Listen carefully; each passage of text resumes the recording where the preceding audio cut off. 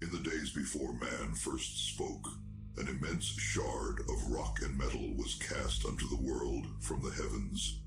Thunder and cataclysm shook the land as the skies were torn asunder. The cosmic spear cleft a hole through our mortal lands, pole to pole, from the cold wastes of the umbral plains to the fetid swamps of Iron Fang. The womb of the world opened, and the elemental wraiths, the firstborn, spilled forth. They took to the skies, fierce in their emancipation. In their exultation, they brought vitality to the land, and all that felt their breath were awakened from eternal slumber. Fierce beasts rose as the wraith call echoed across Argent D'Nur. First came the ancestrals, feral creatures invigorated by the magic of the wraiths. They grew to enormous heights, mighty behemoths, who waged war with each other for years untold.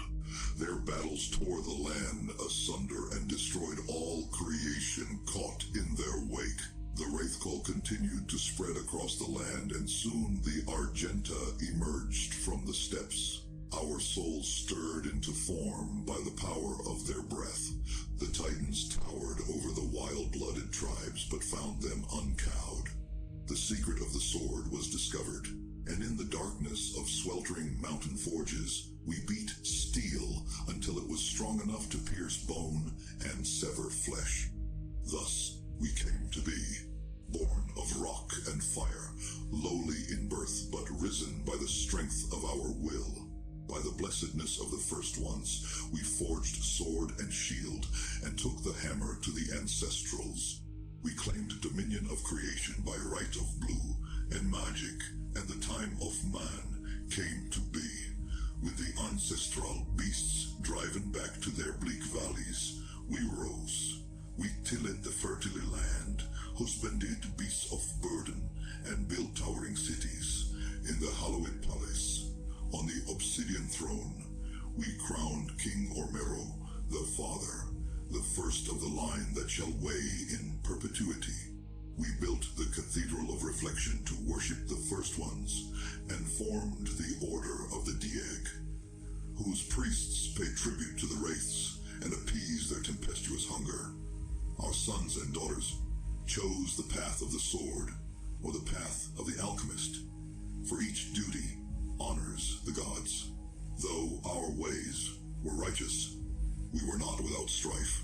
Storms and great quakes cast our spires down. Barbaric tribes laid siege to our fields in search of the great gifts Mother Argenta has bestowed upon our work. And the song of the Wraithcall threatened to drive lesser men into madness. We were not lesser men. We defended that which the first ones gifted to us, our lands and right to the bounty held within. We beat back the barbarian hordes and hardened our resolve. We rose above the fire, our bodies and souls tempered, and an unbreakable will was shaped in the forge of battle. What emerged was the heart of our legion, the Order of the Night Sentinels.